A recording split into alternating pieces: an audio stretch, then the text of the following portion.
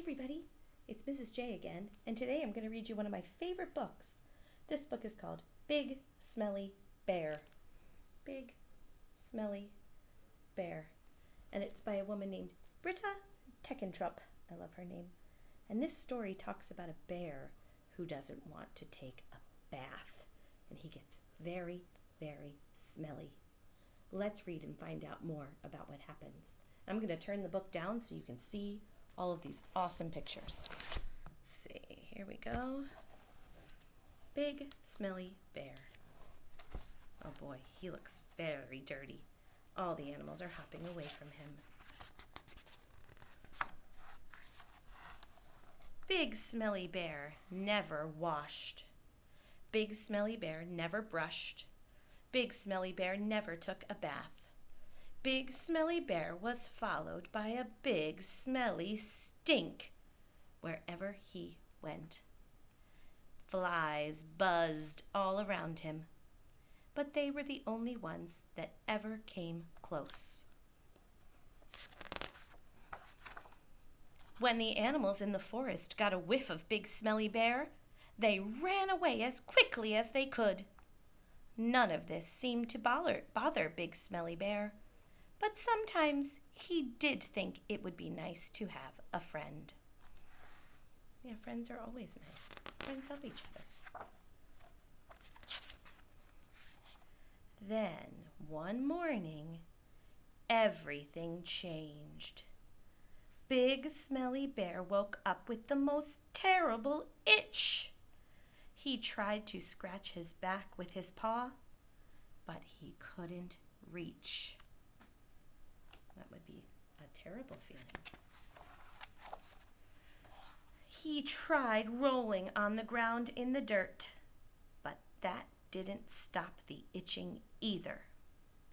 Big Smelly Bear was itchier and dirtier than ever. He tried scratching his back with a tree branch, but that made the itch even itchier. He tried rubbing his back against the trunk of an old tree, but that didn't help at all.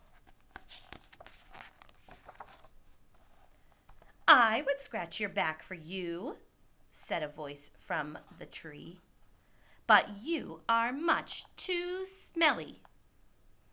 Big Smelly Bear looked up and saw a big fluffy bear sitting in some branches. Big Fluffy Bear smiled at Big Smelly Bear. "Why don't you take a bath?" asked Big Fluffy Bear. "Then you wouldn't itch or smell." "Because I don't need a bath," replied Big Smelly Bear. Look at them looking at each other. See that? Just looking up at each other. "Yes, you do," said Big Fluffy Bear. "No, I don't," said Big Smelly Bear. "Yes, you do," growled Big Fluffy Bear. "No, I do not," growled Big Smelly Bear back. "Yes, you do," cried Big Fluffy Bear. "No, I do not," shouted Big Smelly Bear. "Yes, you do," shouted Big Fluffy Bear, "because you stink." Both bears sat quietly for a minute. Then Big Smelly Bear sighed a big sigh. Can you sigh a big sigh?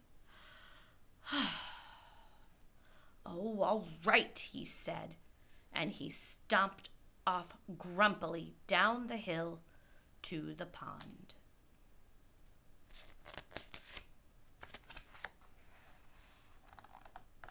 When Big Smelly Bear got out of the pond, wait, did I skip a page? Nope, here he is at the pond.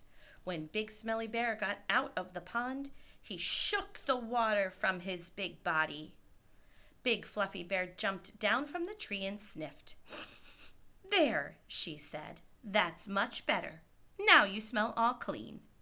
And she scratched his back. The itch was gone. Big Smelly Bear sighed. "Ah, thank you," he said. Then he gave Big Fluffy Bear's back a scratch, too. "I'm not going to take any more baths," said Big Smelly Bear. Big Fluffy Bear smiled, and the two big bears had a little bear hug. Big Smelly Bear liked Big Fluffy Bear very much, even though he said he would never bathe again.